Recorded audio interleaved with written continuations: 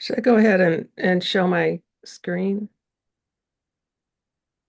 I guess you're going to start out with slides, right? Yeah. Share your screen, Deborah.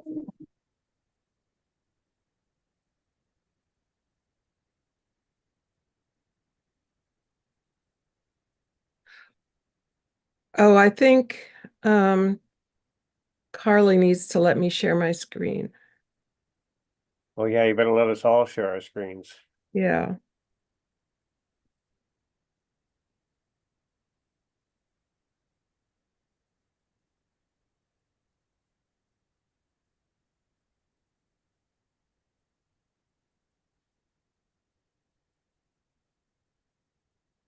Yeah, it looks like it's enabled now.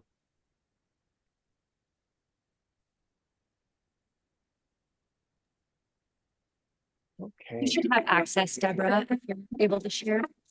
Can you see it? Can you see my Yes. screen? It's on the screen. Okay.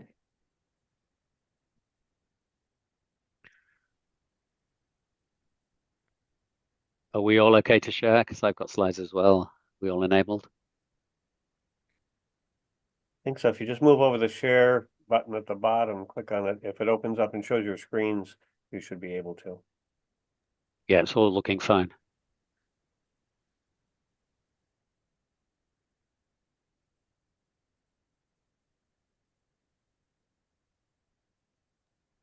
Everyone remember to share the sound before they go to the share.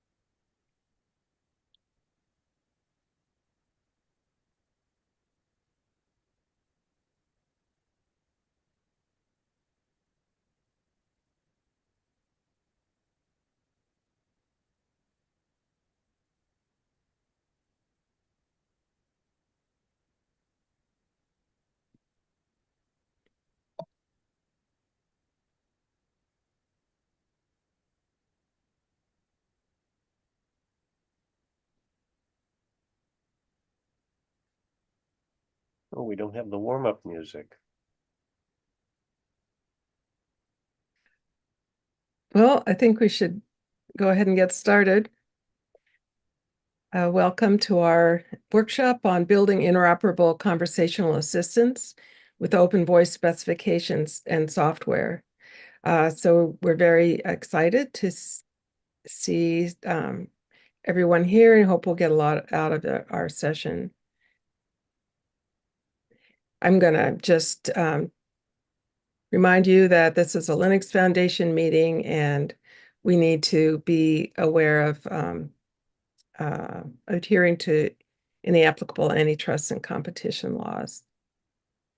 So today we have 4 people that'll be talking. I'll just be doing some introductions and general information. And then we'll have 3 more speakers. Emma Coyne will be talking about our software and give some demos of things that he's built. David is going to go over our specifications, and Leah is going to be responsible for the main part of our workshop today, which is actually the hands-on building of using our specifications to create assistants. And Leah's an expert on that. She's developed most of the software, so it'll be really fun. So we're going to just start with a few introductory remarks, Emmett's demo, introduction to the specification, introduction to the software, and then I'm going to ask anyone who has questions for this part of the workshop. Go ahead and ask your questions in the Zoom chat or the Q&A, but we'll hold off the questions until right before the hands-on part of our session. And then Leah's going to take us through the building the assistant. And while you're going through the hands-on part, you should feel free to ask questions in the Zoom or the chat or the Q&A, because we don't want anybody to get held up with a question while they're trying to build their assistant. And then I'll just have some follow-up comments, and I hope you really enjoy this afternoon. So the Voice Interoperability Initiative is responsible for this activity. It's a follow-on from an earlier organization called the Open Voice Network, but now it's part of the Linux Foundation AI and Data Foundation. We're looking toward a future where users can seamlessly interact with any assistant or language model using a standard API. And I like to say it's not rocket science. It's actually the specifications and software are pretty simple, but the goal is very practical, and it has a lot of potential. I have the URL for our website if you want more information. We see the collaboration among intelligent assistants. It's something that we really are striving for. All these millions of chatbots and voice bots are in the world doing jobs. They're on mobile phones, smart speakers, websites. They're all over the place. They're hosted by all kinds of organizations, governments, businesses, nonprofits, educational, but they're all independent of the others, even several different assistants within the same organization, or even large organizations may have dozens of assistants. They're all quietly doing their own jobs by themselves. They're not aware of the other assistants. That's what we want to change. So you can imagine a chatbot in a large organization can send users to other different chatbots as their queries change. So if you imagine you're doing something like applying for college, you might want to know things about student life, the academic information, how to get to the university. They may have all separate expertise, but they're all part of the same organization. On the consumer side, you can imagine consumers using a bunch of chatbots like they use the web. They go to different chatbots for different purposes with a single browser that sends them all over the place to answer their different queries. And then you can also, there's no reason that it's just chatbots. Other natural language enabled AIs can interoperate as well, like robots, smart cities, and IoT devices, for example.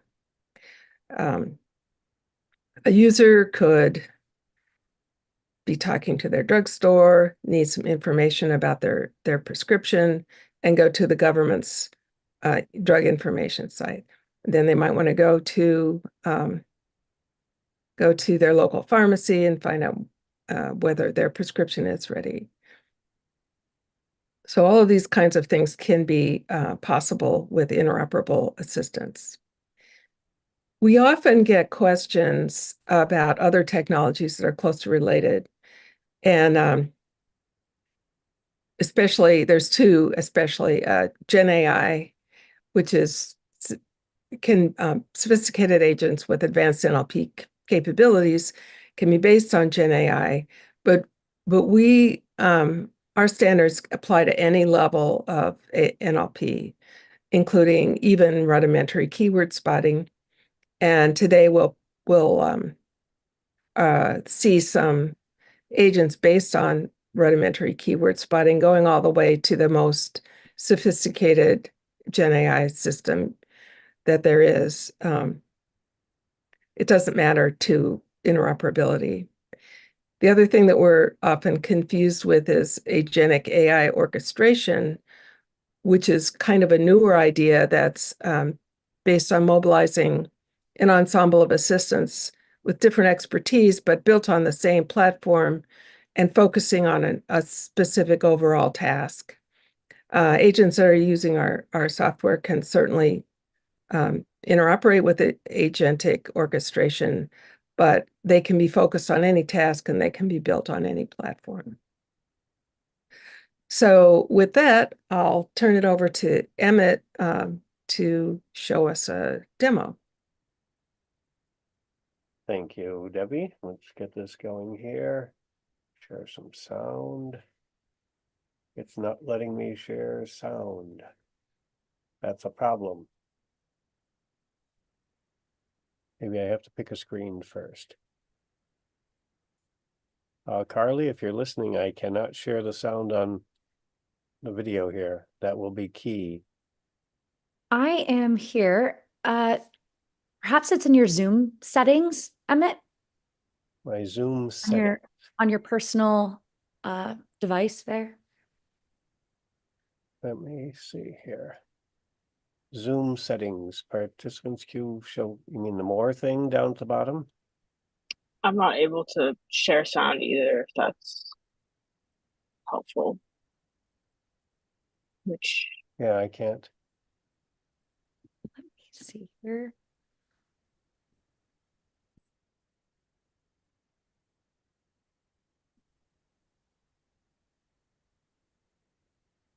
I don't know what's going on here.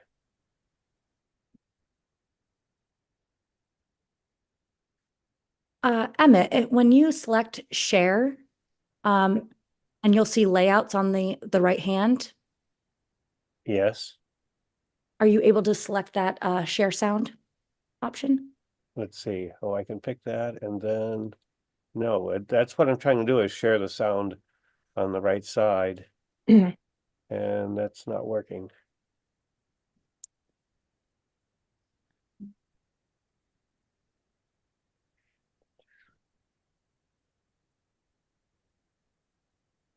Okay, they can see my application, but you can't hear anything, I'll bet. I am. Emmett, are you able to proceed without the sound? And I will check on that while you're proceeding. Well, they won't hear anything. Well, let's see. Hold on. Let's see if I can do it really dumb old school and put the microphone I'm using close to a speaker, and we'll see what happens. Emma, we could switch it round. I could talk through the messaging specs just while you guys take a little bit more time. Would that be helpful? No, let's start this and see what happens. I will share this and share this screen. And here we go. I assume you're seeing my screen. Yes. Okay. What you're going to see here, first of all, it'll be fast and furious. It'll be interesting and cause lots of questions. What you're seeing is a demonstration of assistants that operate using the standard. It's just JSON standard that David's going to talk about in detail a little more later. So let's just dive in. This is a platform that my company at Chuck built that supports all of the standard. Hello, Emmett. How can I assist you today? But what you're going to see here today is assistants that are speaking. That's me. For convenience, I'm putting some of the messages up here so we can see what the actual Ovan messages are. Cassandra is my personal assistant, and she knows that she's going to coordinate things for me. And let's see what she can do. I'd like to buy some flowers for my wife. Sure. Patricia, can you help? That sounds lovely. Any flowers in mind, or would you like a recommendation? So my question is, can you hear that well enough? I think it sounds fine. Okay. Yeah, I think it's good. The old ways work, I guess. So what happened was Cassandra heard that I wanted to get some flowers. She knew that in my address book that there was a florist that I used and connected me with Patricia. So I'm talking to Patricia now. I'd like to get a dozen white roses with asparagus fern in a clear vase. Great choice. Would you like these delivered? And should we use the credit card on file? Yeah, send them to my home and use that card. Perfect. I'll arrange for the delivery to your home using the card on file. If you need anything else, let me know. Okay, what's next on your mind, Emmett? What happened was Patricia doesn't know anything about any other assistants. She's just interoperable. She knows when she's done. It sends back a message says go return to Cassandra, and Cassandra wakes up. Cassandra's kind of the smartest one here right now. She's aware of everyone, but everyone else too. So let's see if I can say I need some flathead brass wood screws for a project I'm working on. Okay. Charles, can you help? Sure thing, Emmett. How many screws do you need? And what size are you looking for?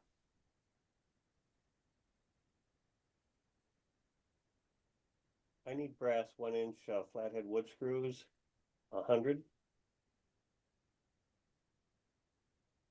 Got it. We have 1-inch flathead brass with screws in stock. I'll set aside 100 for you. Will there be anything else? Wait, can I change those roses to lilies? It looks like you might be thinking of a different kind of store. I have the screws for you, though. Sure thing. I'll switch to lilies. Would you like the same arrangement with asparagus fern in a clear vase? So what happened was I was talking to the hardware store. The hardware store understood that it didn't understand. It was out of its domain and handed that message back to Cassandra, who then took my utterance, sent it off to Patricia, who understood what she needed to do. That's fine and dandy. I think you get the idea of that, but thank you. You're welcome. I'll update your order with lilies. If there's anything else you need, just ask. Here's a cool thing. All right, Emmett. What's the next thing you need help with? One of the cool things is you're going to have to be able to find this new service if you need one in discovery, and something that we're experimenting with and talking about in the very near future on this. You need to be able to find things. Each one of these assistants is essentially like a web page. It's just text like this that gets sent back and forth. They are web pages. They don't know about each other, just like websites don't know about each other. But what if I need to discover one? How would you do that? Well, you might have a specialized assistant to do that. I need to do some landscaping for my garden. Sure. Oracle, can you help?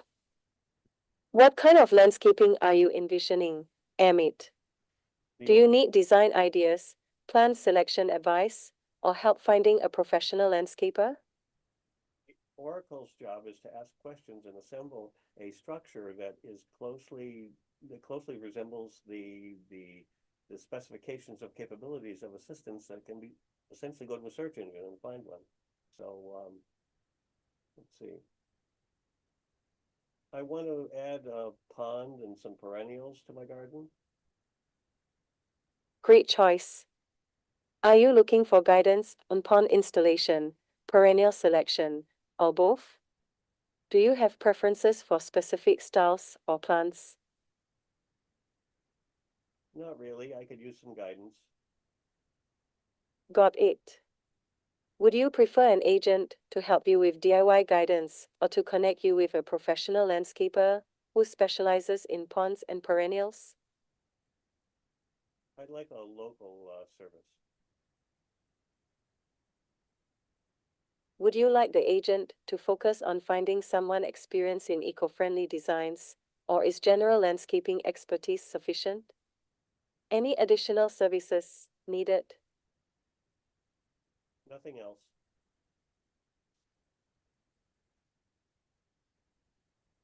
Thank you, Amit.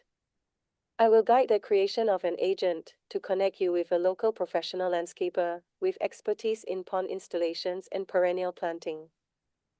Great to hear, Amit. What's next? Okay, you can see how this could just keep going and going. I could talk to bakers and restaurants and whatnot, but I'll stop at this point.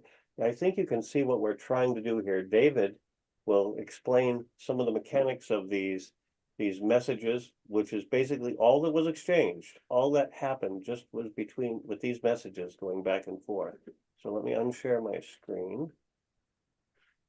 David? Sure.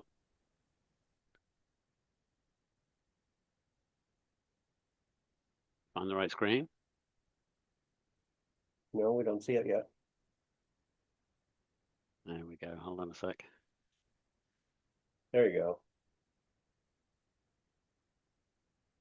How's that? Good. Okay. Hi, guys. I'm going to just really quickly talk you through and just give you a flavor of the OVON message standard. As Debbie mentioned, it's really simple. So hopefully, even with just a few slides, I can give you a feel for it. And then when you actually get into the demo later, you'll recognize how some of these messages are being constructed in the code. So first of all, there's a number of specifications that are published that underpin this. There's actually three. I'm showing you the two main ones here. The dialogue event spec, which is just a way, it's a standard way of representing, essentially, and think of it as an utterance. But it can represent it as layers of text and speech and video and all sorts of stuff. But in the demos you're going to be working with today, it just carries text in a container. And then that is used inside our conversational envelope spec, which is the most important thing. And that's just kind of the message specification of messages that pass between all these dialogue agents. The way things work is really simple. The underpinning the whole way that these messages work is the basic insight that humans and AIs intercommunicate just using natural language. So at its simplest, you could think of these standards almost just like everyone having a shared conference space and chatting to each other. That's kind of the underlying insight in the way that these work. And because the dominant way that these agents interact with each other is through natural language, that's why it's so interoperable. There's no need for representations of meanings and ontologies and things like that. The agents cannot talk to each other using natural language. They can pass messages in the background using natural language. And then, of course, humans can also interact with the agents using natural language. So we have an envelope that passes between, you can have any number of agents as you've just seen. We've got a user, you could potentially have more than one user. And they pass an envelope in the form that you see on the right here. There's some basic information about the conversation in every envelope that gets passed. And then there's one or more events, of which we've got some listed here: finding and proposing assistance, requesting and publishing manifests, inviting and saying goodbye, and then making utterances or saying whispers. And they are the basic event types. So you can have any number of events in an envelope that you pass from either a user to an agent or from an agent to an agent. Let's look at the basic currency of the envelope, which is the utterance. This looks kind of complicated. This is the dialogue event, but really it's just a little holder that carries an utterance. So you can see here the utterance it's carrying is, I need my repeat medication. There's a bunch of metadata you can add to do with start and end span times and who's saying it, who's being addressed by that particular speaker, what's the identity of the agent that's presenting it. But at its heart, an utterance is literally just an utterance. So someone can pass an utterance to an agent can pass an utterance back to a user. There's no distinction. An utterance is an utterance regardless of who says it. There's a shadow event called a whisper, which is exactly the same as an utterance. It's just that it's not vocalized. So you can imagine it as a back channel. If you're in something like a Zoom call, you may be speaking publicly, that will be an utterance, or you might be typing something back channel to someone, that will be a whisper. Agents can whisper to each other in the background, users can whisper things to agents, agents can whisper things to users as well. And so that's the basic currency, and you can get an awful long way just with the utterance. But as Emmy mentioned, how do you actually find other agents? Well, we have two messages that deal with that. We have the find assistant message and the propose assistant message. We can see on the left, now you can see an example of two events. In an envelope, we've got a find assistant event, which we might send to a discovery bot. And then along with it, we whisper what it is that we want to find. So we're basically saying to this particular bot, which can be a discovery agent, can you please recommend another bot who can tell me about who the author of War and Peace is? And then that agent can come back and basically make a recommendation of the bots that might be able to service that. So think of this as kind of the Google of the voice world, the Google search engine of the voice world. You come back with a recommended, in this case, we've recommended two different bots. We've recommended a small synopsis of what those bots can do. And then the client can do with that information what it wants. So that's the find and propose assistant messages. Once you've got an assistant in mind, you might want to ask them a lot more information about what they can do. To support that, we have the request and publish manifest messages. And if you request of any agent for their manifest, they just come back with an expression of essentially who they are and what they can do in a single event. I've split this just into two squares just to get it on the screen, but this is a single event. You can see on the left, we've got some basic identifying information about the agent. And then on the right, we've got some structured information, which is wrapped around natural language, which wraps up some key phrases and the language that the agent deals with and the description of what it can do.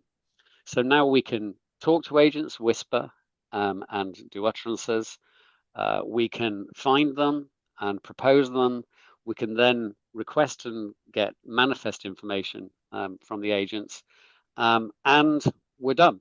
Now, that's kind of all we need to run an agent. So they can talk to each other, they can find each other, and they can publish structured information about each other. If you put all of these pieces together in envelopes, you can do everything that Emmett showed you. So just to wrap up, this is where we're heading with the slides, and this is what underpinned the demo that Emmett showed you. We're heading towards there being a single shared conversational space, which might have a user or multiple users. There may be one agent, which is what we call a convener agent, who orchestrates the behavior of other agents. And then it can pull other agents in and out of the conversation, and they can talk essentially across the table to one another or to the whole group, using just these 6 messages that we showed you. You can get the rich behavior that Emmett showed you. Okay, thank you.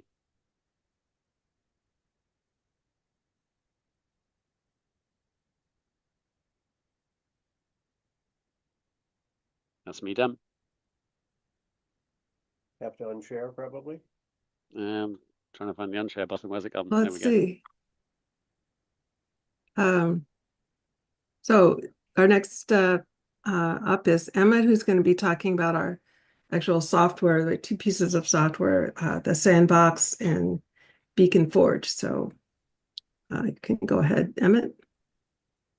Okay, let's see here. I will do this, the Sandbox. Let me share my screen.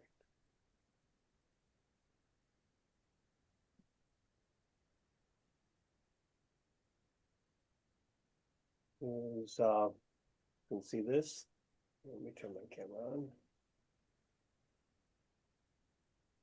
Okay, the Sandbox is a piece of software that is a tool.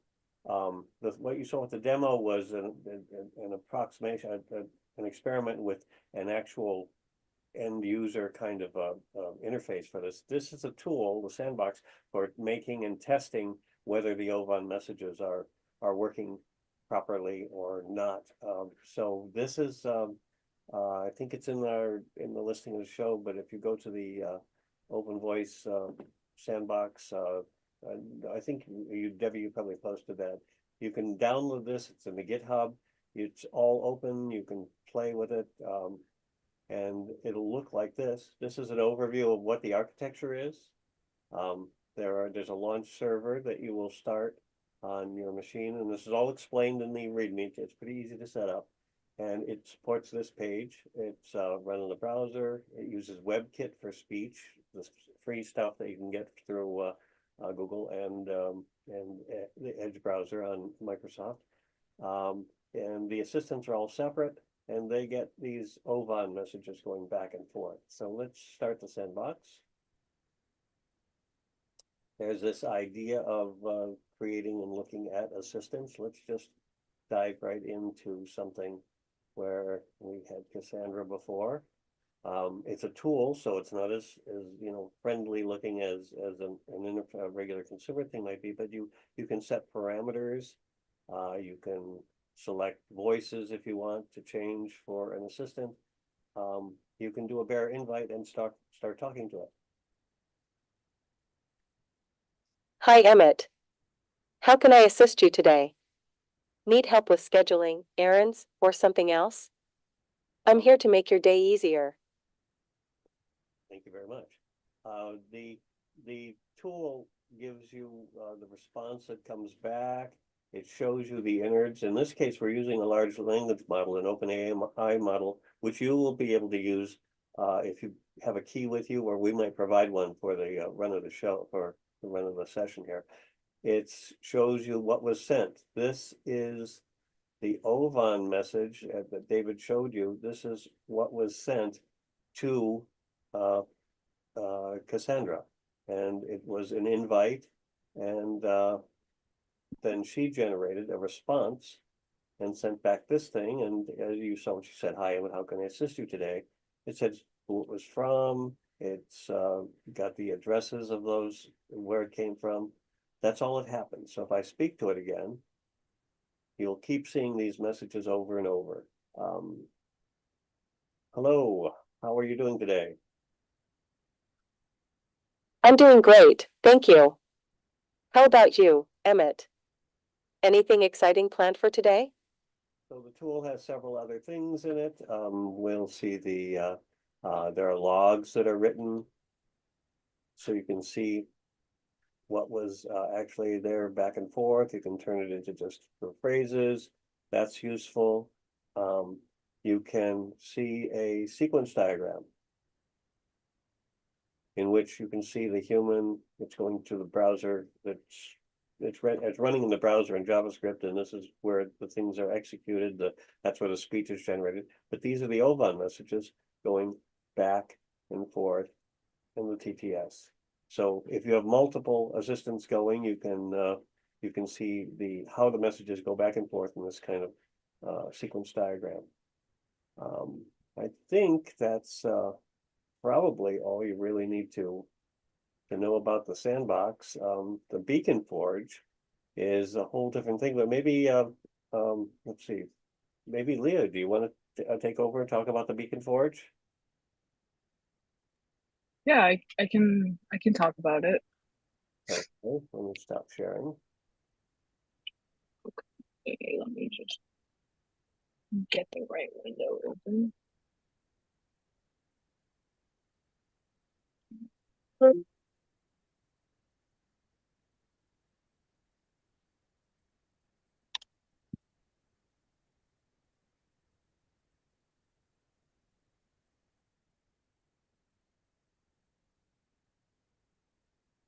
Okay.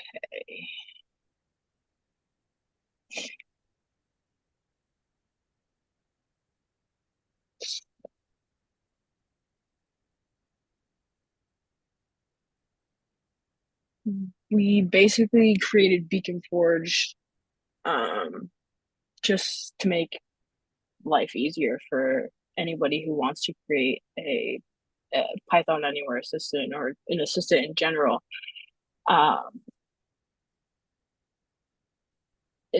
It's just a guide on how to do that with multi-agents, and one thing that we're going to be looking at is just how how to host an assistant on Python Anywhere, which you can take the code and run it locally as well. It's very easy to do, but this is a great start to actually test assistants and to see if OBON messages are being sent. But I don't want to just read through this because we're gonna kind of go through this together. But that's kind of what BeaconForge is. Well, and So I guess you might well, want to add that an assistant they create today, we can test. If you've got the sandbox running wherever you are, you can test it there. But if you give me the URL, I should be able to test your live assistant right during the workshop. yep, just directly from whatever URL you have access to through Python Anywhere. I can test that on my side, or if you have the sandbox running, you can test it as well. But I guess I'll dive into the nuts and bolts of Python Anywhere, and kind of how to create an assistant. So all I've done is just logged in. This is a brand new account that I've created. It should look similar on your side. So first thing we're going to do is just navigate to this web tab right here. And I'll wait a sec just so everybody can get there. And right now we have no web apps. So we're going to create a new one. And if you have a free account, you can't really change the domain. So we're just going to keep it the same as whatever your username is. And we're going to be doing a Flask app for the framework today. And the newest version of Python I suggest using. And this is where everything is going to be stored within your Python Anywhere files. This is really important to note that this has to be the name of the file that's being run. If you change the name, there might be some errors that happen, that's all. So we're just going to hit next. And the great thing about Python Anywhere is it creates everything for you.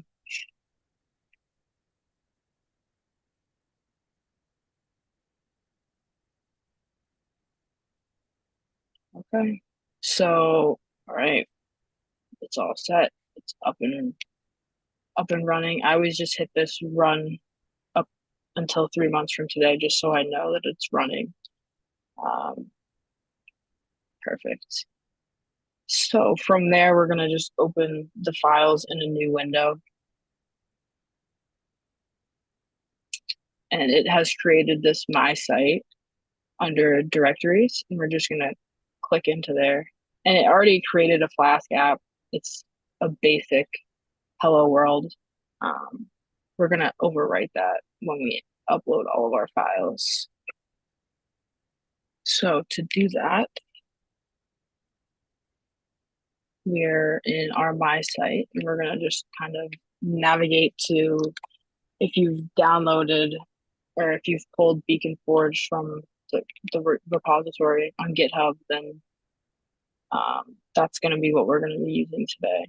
And I'm just going to upload each one of these files here. I think five of them, just one by one.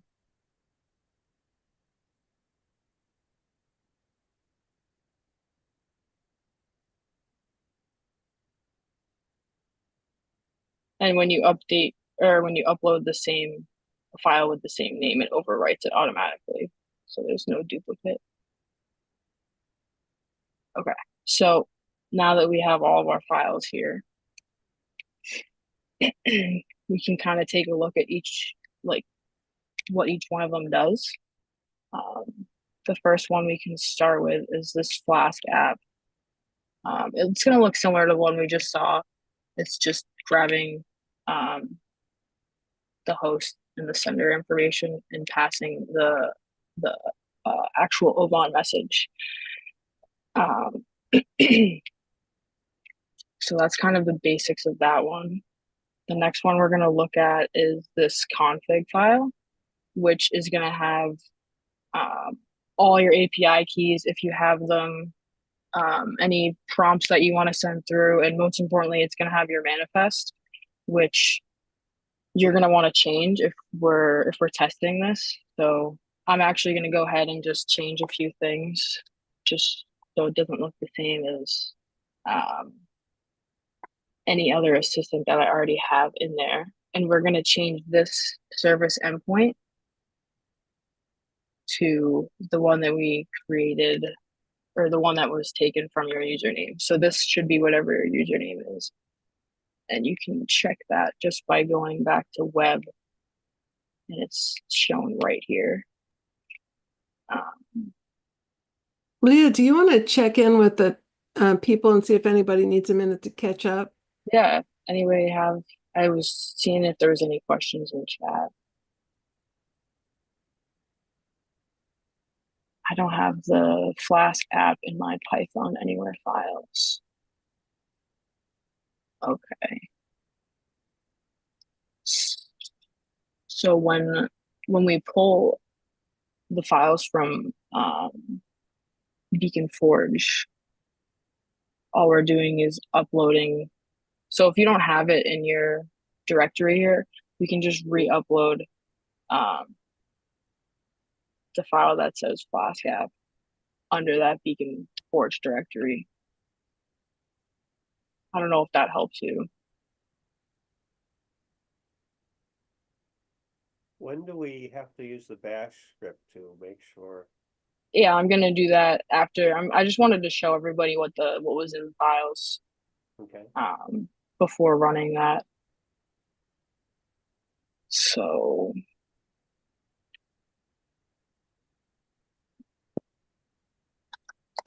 I'm just typing in some basic things.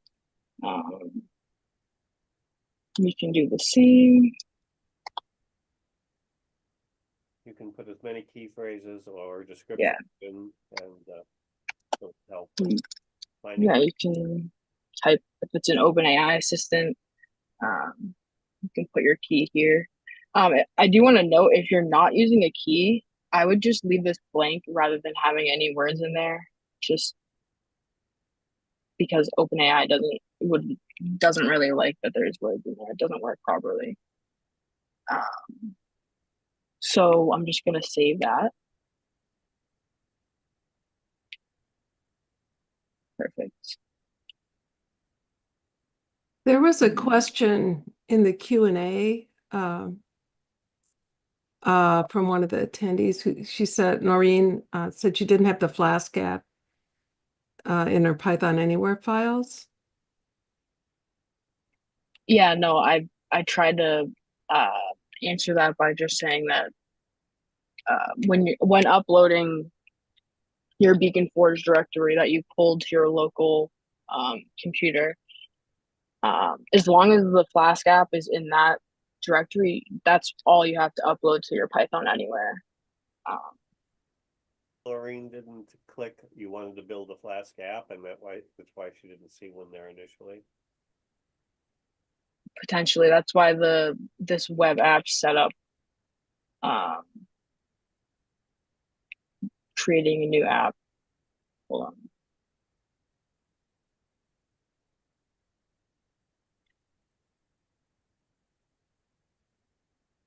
It looks like when I attempted to clone the BeaconForge Git to my local, it's only showing the Ovan version, not a clone. Well, it should only have the Ovan version of the Flask Pi. Yeah.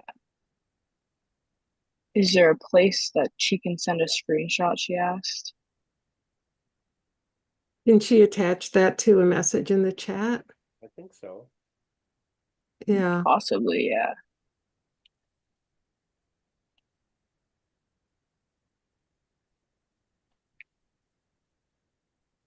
Yeah, I don't want to continue if somebody's... Yeah, we should get Noreen. Then use the Q&A. Noreen, please try the chat again.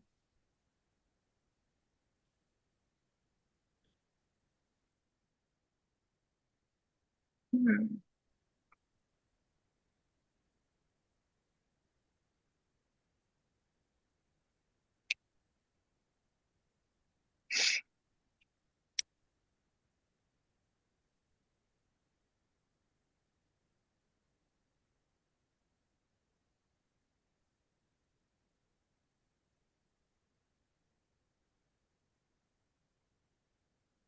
Would it be helpful for Noreen to speak on this? Yeah, yeah. Yeah. Noreen, you're able to talk now.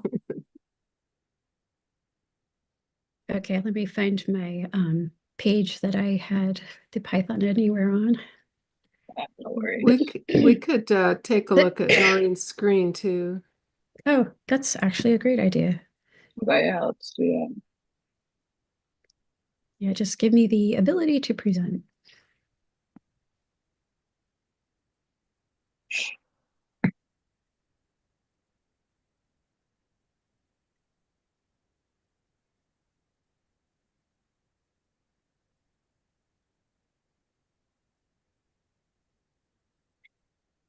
I am not sure if Noreen is able to share a screen as an Oh, attendee. yeah. Can you maybe send a private message with an email or something, and then I can share what I'm looking at? You know what? Allow me, I'll promote you, Noreen, to a Oh, there you panelist go. temporarily.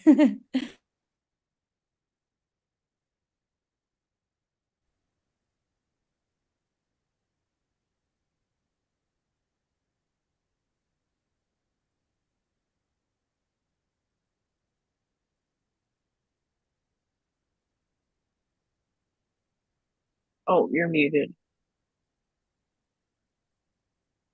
Okay, that's funny. This is my local GitHub screenshot. So it shows that the current repository is the BeaconForge.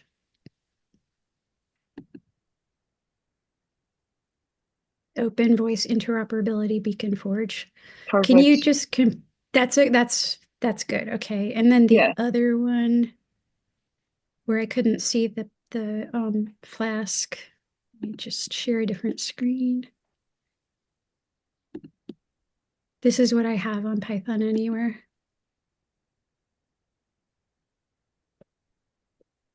Okay, so I think maybe we just missed the first step of creating that web app. Because I did go see through, under yeah, I did go through and do the web app as I was following with you. Let me see. I'm surprised it should have created a directory right Let me in try that. it one more time. Yeah. You may have to just scroll to the bottom of that page there and just delete your web app. So if you scroll down all the way, yeah, you might have to just delete it and then redo it.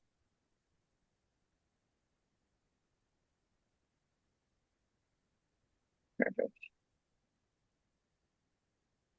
Okay, yep. And you can hit next on that. And then Flask.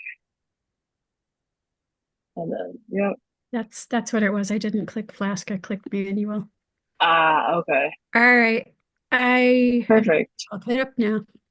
All right. So if you go to your files now, you should have that directory, my site. Perfect. And that's where we're going to be uploading There it is. Okay, all of the files. Perfect. perfect. Okay, that's what I missed. Thank you. Yeah, no worries. I'm glad we figured that out. All right. So I'll wait a sec till you upload your files and then we can continue. So I'm uploading it into the my site directory. Correct. Is that yes. right? Yeah, I can go back to sharing and I'll just run through that real quick again. And then where will I find the files in GitHub? Yep. So from my site, we're gonna upload file, and then you just want to type in the location of where you save BeaconForge on your computer. So mine's under Documents, GitHub, BeaconForge. And then you just upload these 5 files that are under the Python Anywhere. Does that make sense? So all of these files. Yes, all 5 of those, yeah. I know it's Yeah. kind of It's gonna make me monotonous, do it one but at a time. I know. Okay. And of course, Zoom is all over my interface here.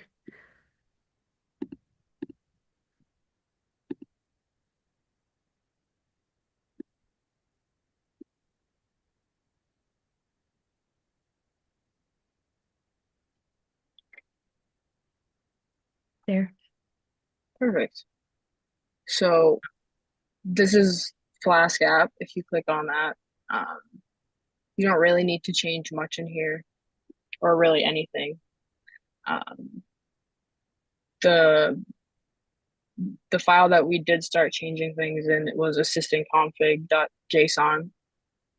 Like I said before, this is just where you keep your API keys, any of the information about the assistant that you may need or want. I changed the name of my Okay. assistant. You want to change your service endpoint to what your username is, just so it gets passed correctly. And then you just, whatever you change, you make sure you save. You don't have to change anything if you're feeling lazy. Okay, I think I'm caught up then. I'll stop Cool. sharing and you can continue. Thanks so much. Yeah, of course.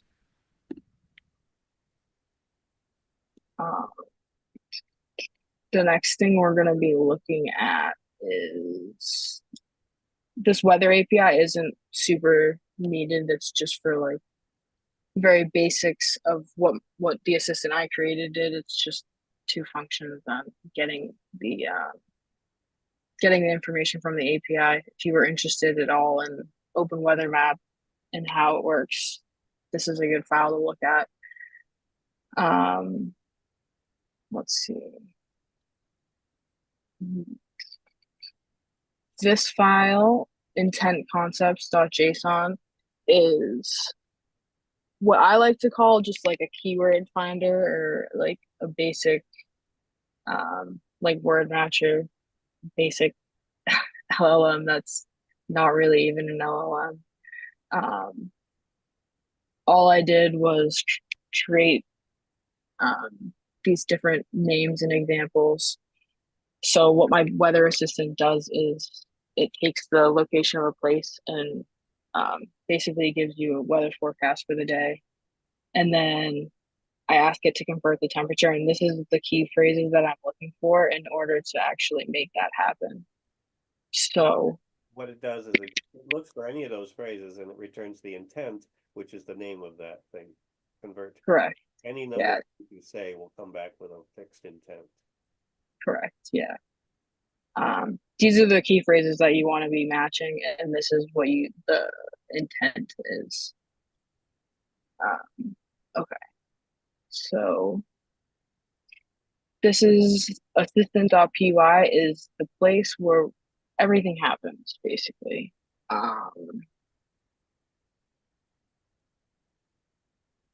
So the first thing we're going to change, or the only thing we're going to change, is just the location of where our files are.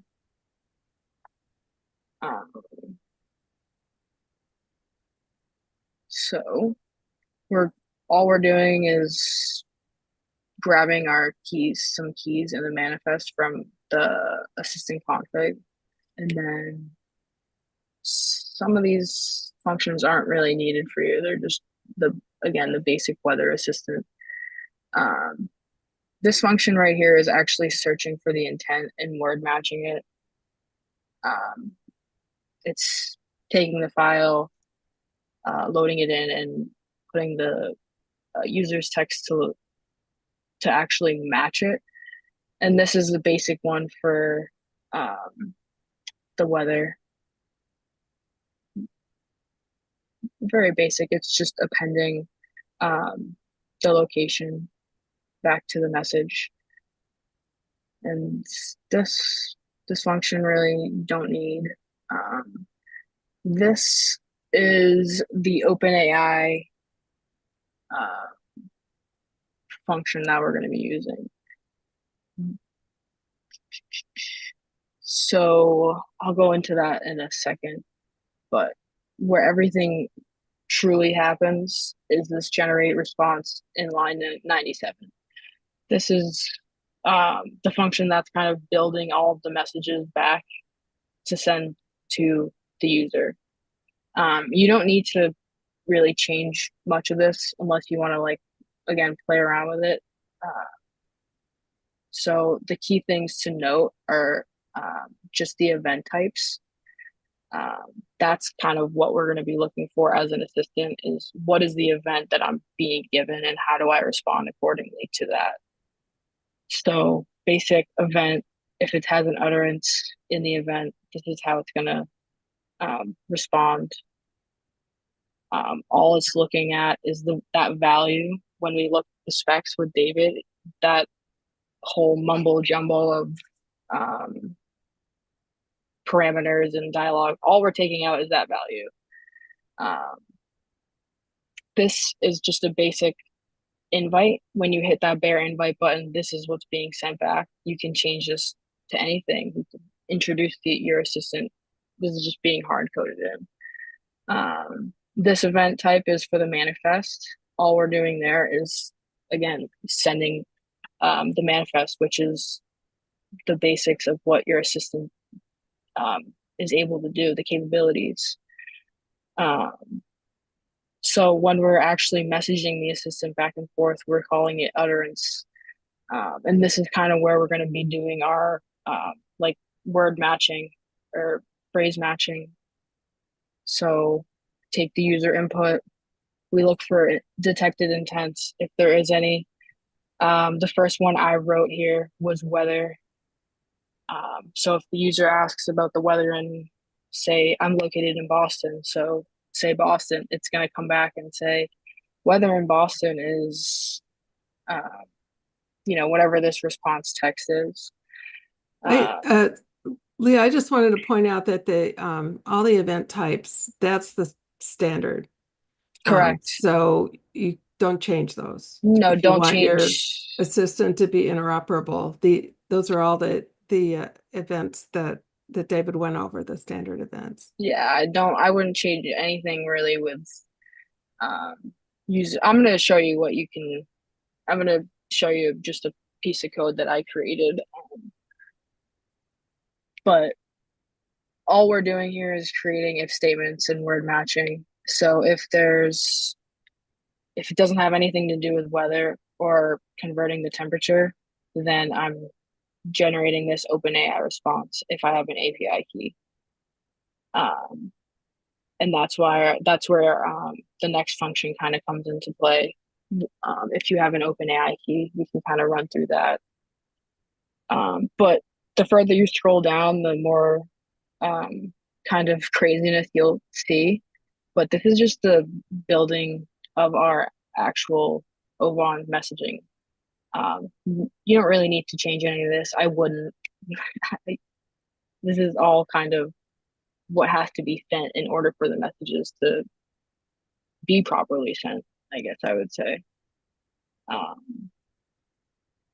yeah, all it's returning is that OVON response, and we're just appending these to each other.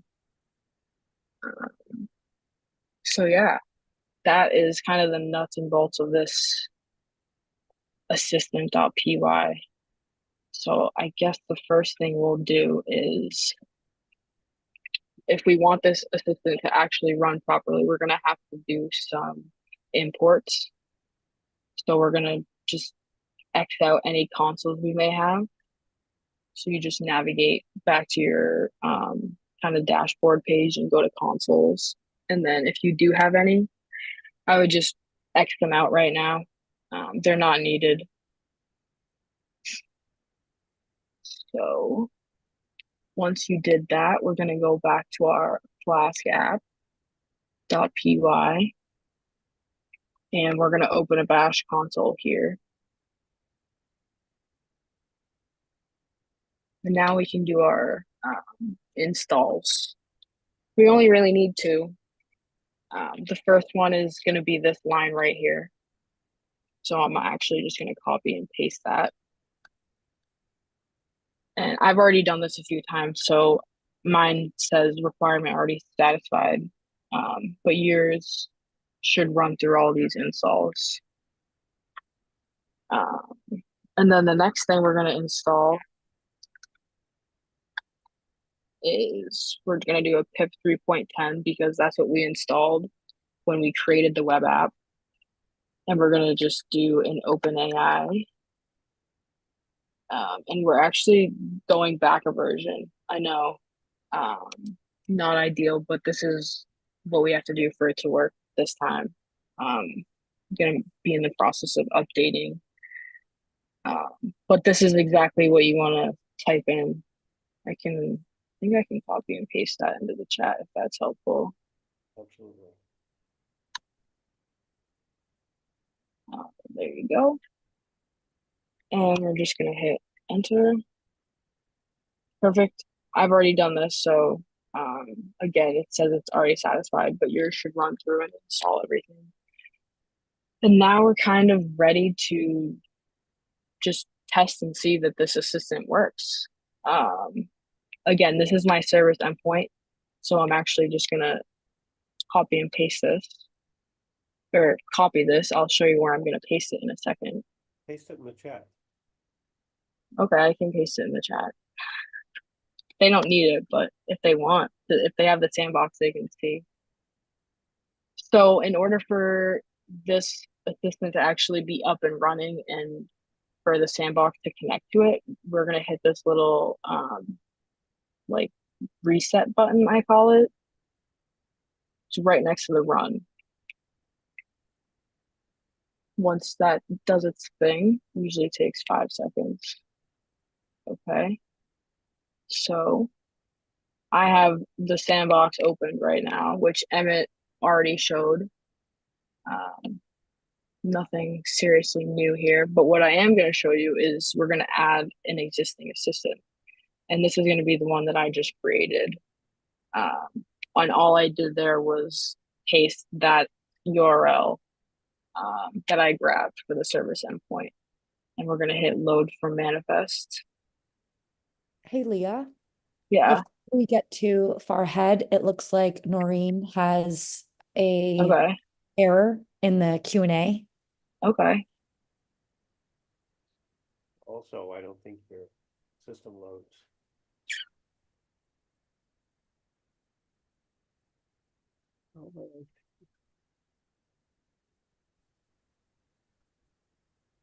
Leah, I saw a typo in your URL in your assistant. Oh.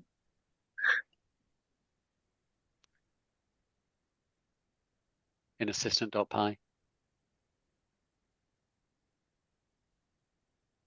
There. Thank you, David.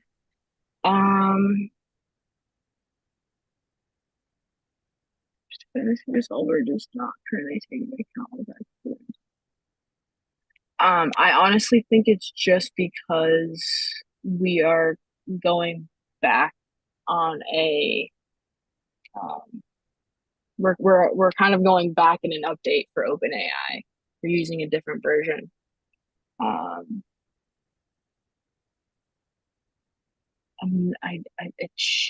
It should be fine. I'm not sure. I've never seen Arviz.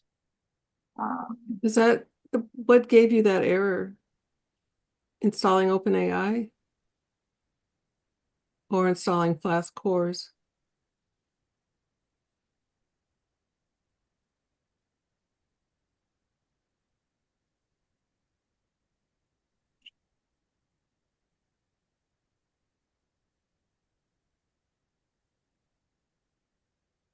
We installed two things. Yeah, it was during the console thing. I don't have it open anymore, so I don't see the error. Is there a way to take a look at the log to see the error? I don't think you can look at the dash console. It could be.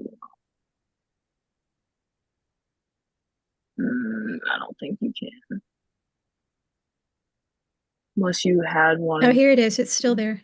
Yeah, I was gonna say if it was Yeah. still open, you can.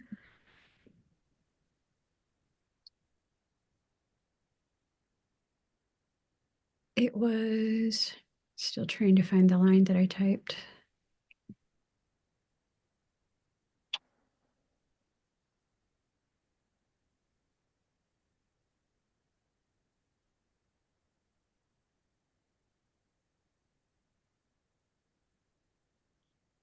It was on installing OpenAI version 0.28.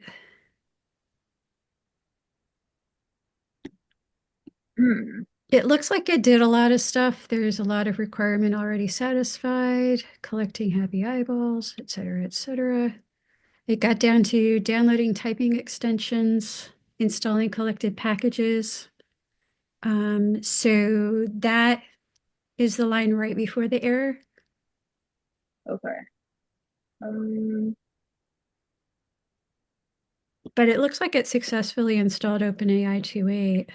Yeah, then I was gonna say, did it say usually at the bottom there's like a little green thing, like a green line that says successfully installed. Because you when you're using a different or later or earlier version, I'm sorry, there tends to be some things that may not get satisfied. But with that aside, everything does run. I tested this right before this and everything worked perfectly fine. So let's keep going and see. But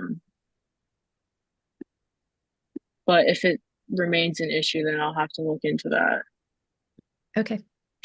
Okay. So since I had to fix my typo in my path, we're just going to do a restart.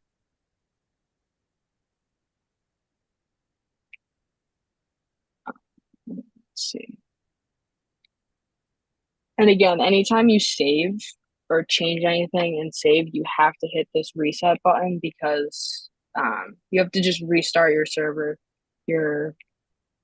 Okay. So that it worked that time. So as you can see, when I plugged in my URL that I just created, press load for manifest, it did indeed grab all the information that I put in my manifest. This is my name. I put that in, and I didn't change this stuff, but you can to make sure. And one thing that we're going to test now is to see if this actually is able to be spoken to as an assistant. So we're going to add this assistant to the sandbox. Okay, so we added it as night. So we're going to go back home. And there it is, number 19, night. And as you can see, the service address is updated with the one that I gave. And we can change this to anything we want. I kind of know what the voices sound like, but if you're curious, you can just hit this and play around with whatever browser operating system ones you have. So we're just going to hit update, and we're going to do a bear invite to see if this worked. And there we go. And I don't think you can hear it on your side of things, but I can hear it, and it worked great for now. So if I ask about the weather,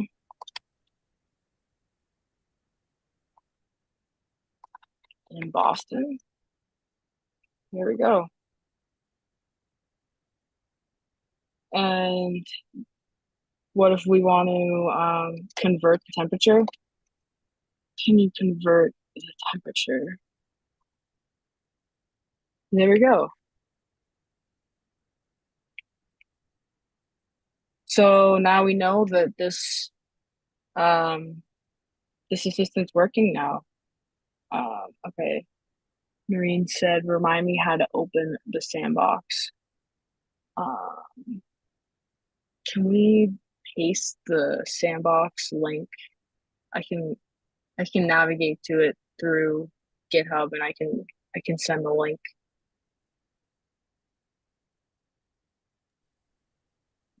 Okay.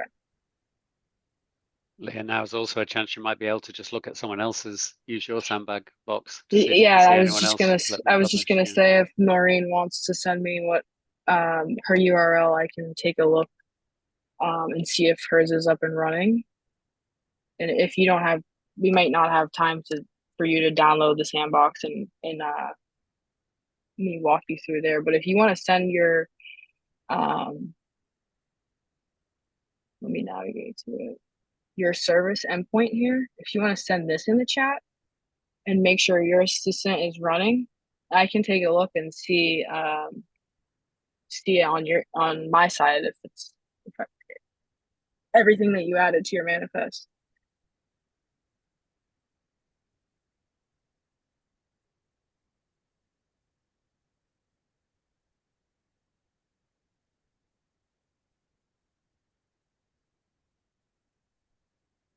If not, that's fine.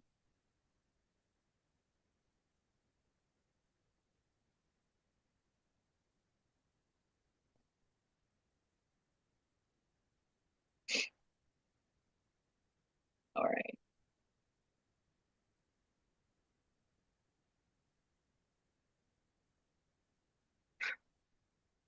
Should I just continue with creating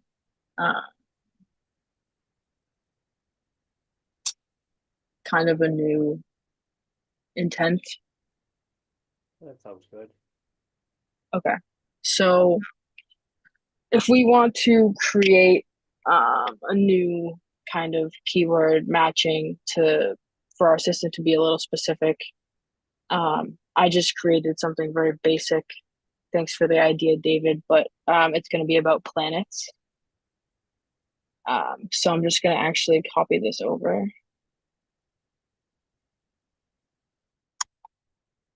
And this is all I did. We're talking about planets. These are the ones that I want in my list.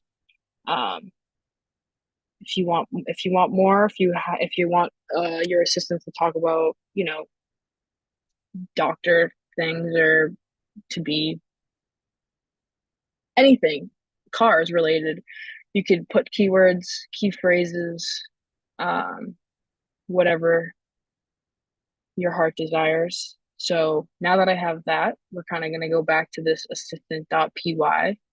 And we're going to navigate to generate response. And within that function, we're going to look for utterance, because that's kind of what we're going to be responding to. And we see this here, this if statement that has to do with one thing. This has to do with another. So I'm going to actually just jump down here and create another one. And I already wrote this out.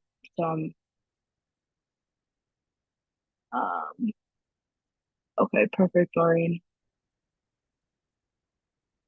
All right. So I already kind of wrote this out, so I'm just going to copy and paste. I'll explain what I'm doing here.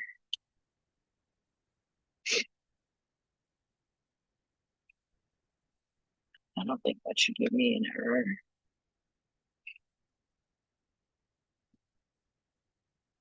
Okay.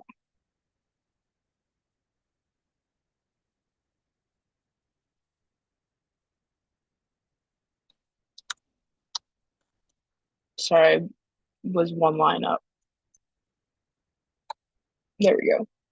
Okay, so I'm checking to see if the intent that whatever the user input has to do with planets. And then I'm driving, looking at the matched words. So this is something important that you're going to have to you're gonna have to know matched words if you're doing key phrases, keyword matching. So we're getting that, and then basically if match planets, we're joining them, because it's getting returned as a list. And then all we're saying, it's very basic, is I know everything about, it may be one planet, it could be two, three, etc., based on whatever you're putting in here. So we can save this. Okay, perfect. And then we can just run. Perfect. And I'm just gonna X out the conversation. And we're gonna go back. Okay. What? Oh, about Earth. And there we go. That's our basic, it's how we do basic word matching for an assistant like this, using basically everything that's already, I know all the everything tools about that are STEM. already, all the tools that are given to you within these files. So, Can you again, I just don't, point out, it recognizes what you're saying, but it doesn't actually know anything about Earth. yeah, it doesn't actually know anything about Earth. I myself wrote, I know everything about whatever planet is being,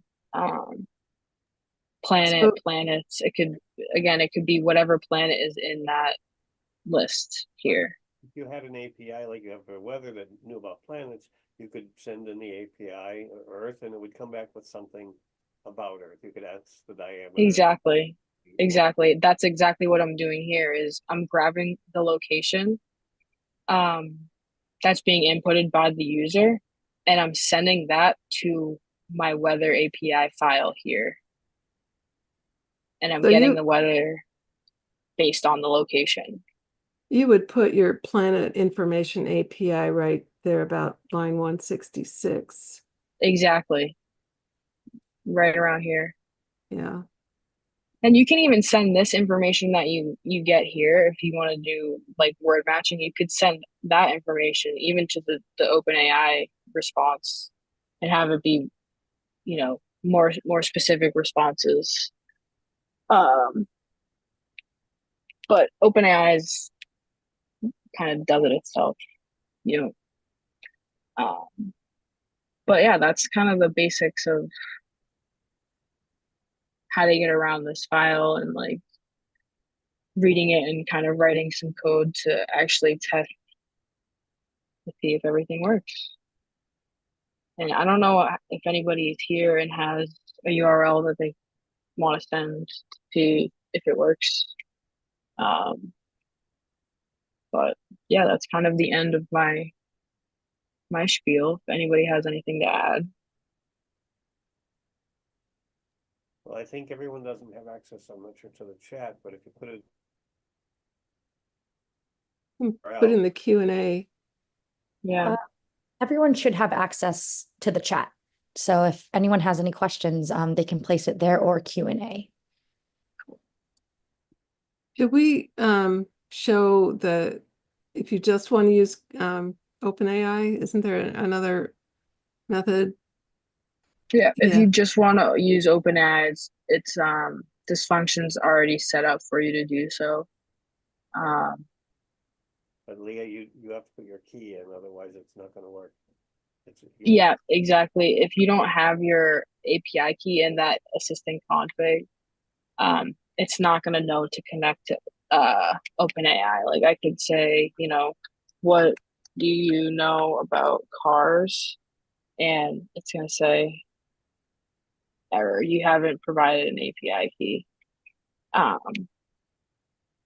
So just know that this is a very basic assistant without OpenAI, but it has so many capabilities without API, without OpenAI. Why don't you put your key in there for a second, and you don't have to publish it or anything, and just because it's just out there. Yeah, that's fine. I can show you kind of, if you do have a key and you place it in there, you save and reset like always.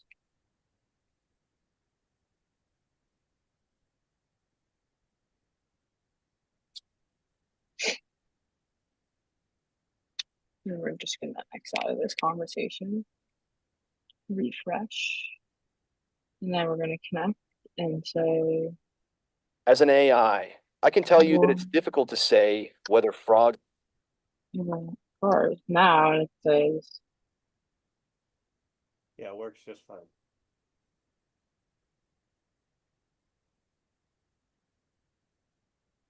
and there we go. Everything works fine. You could go on and talk about planning a trip to Italy, for example. And you can talk about 7 different topics, and you can come back to talking about a car, and it kind of picks up where it left off because I made sure it saves the history, just so it was easier on the user. So, but also you might point out where in that manifest file that you had there, that if you can put a prompt, I assume you're using the personal prompt and the yep, function prompt. If you put in a long prompt that tells what your assistant does, you know, it knows all about golf or it's whatever. If you put that in there, your assistant will then be that expert.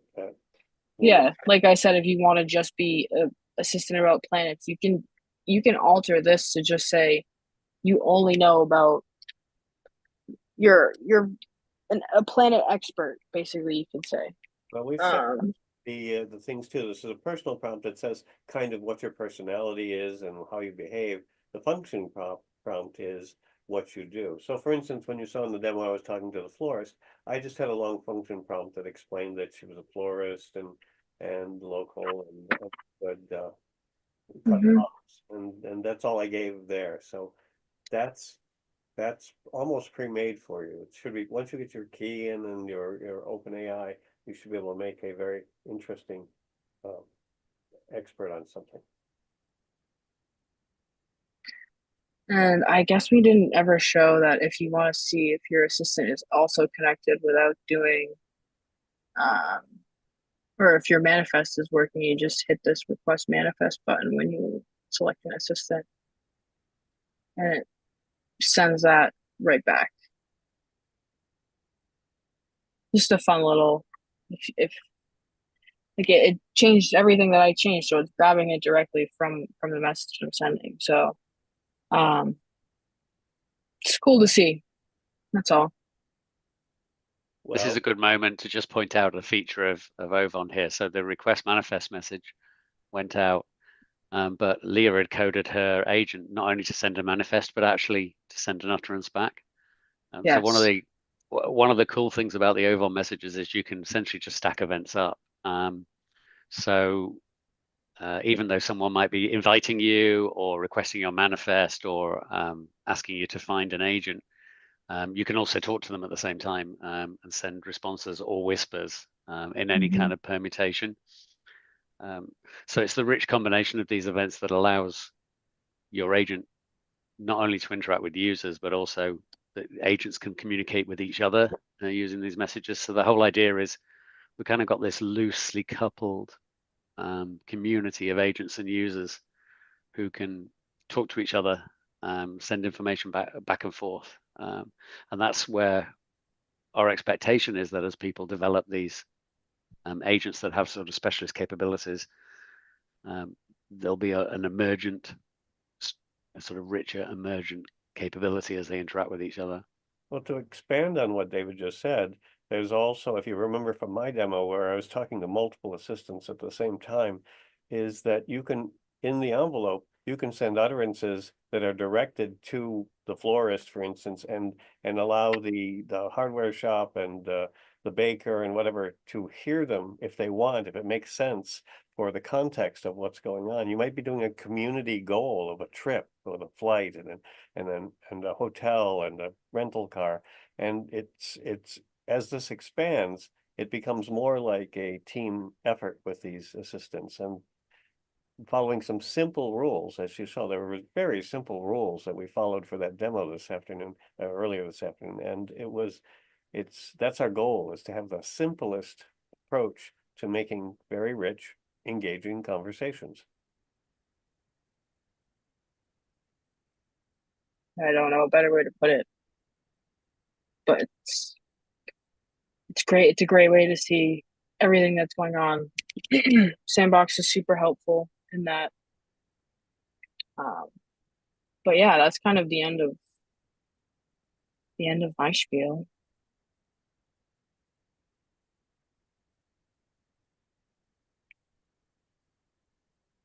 So Debbie, where do we go from here? Do we want to open the floor for questions? Do we want to take a 5-minute break? I had a comment first, which was, you don't want to use OpenAI. There's no reason in principle that you couldn't use any LLM that you want. But is that something that someone that's using BeaconForge, can they change their LLM? I think so. You would just change the section where you call the API for, OpenAI, and you would just change it to whatever. I don't know how similar all of them are, but Anthropic's I think is No. pretty similar, and you could use a free one somewhere. The only Yeah, the good thing is I pulled out that OpenAI code, so it's one function. So you really only have to change that one. Exactly what Emmett said, you have to change the imports and everything and how you get your API key, I'm sure. But you just are changing that one generate AI response, and whatever you are using for your LLM, you can change that entire function. the only thing, having played with some of the free ones and simple ones, is that there might be a latency issue. Some of them are not very fast, and if you're trying to talk to something, you may not know whether it's broken or just slow. So just be aware of that. Yeah, there's so many. You can probably find one that'll do the job for you. Also, if you have a pretty simple application, you can use a smaller model. And here's a suggestion, since it's that one function that Leah's already written for you and shows what you take in and how you do whatever you do. If you wanted to submit that to BeaconForge, we would provide a library of different AIs that could be called. I don't think you'd have to divulge any of what you're doing with it, but just if you show how to connect to it, that would be great. That would be a welcome contribution.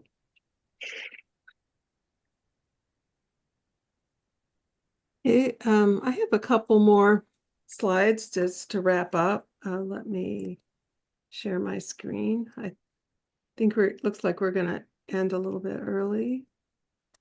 Okay, first of all, I forgot to ask at the end of the earlier presentations, I forgot to ask if anybody had any questions. But does anybody have any questions now? If not,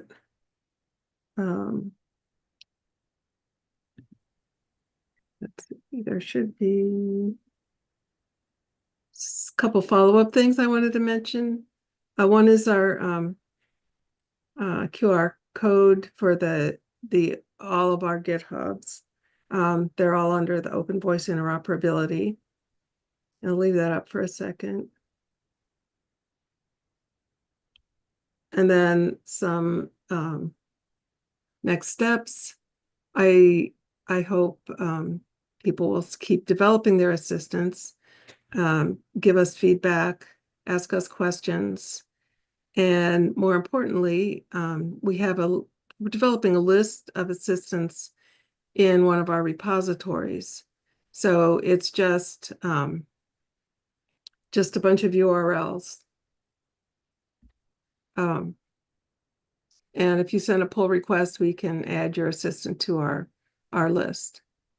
If you want to go further and maybe build your own client instead of the sandbox, That would also be really helpful if we had some feedback about that. And then if you're interested in the specs themselves, we're always looking for colleagues to actually help us define the specs. Okay, so thank you. Anybody have any last thoughts?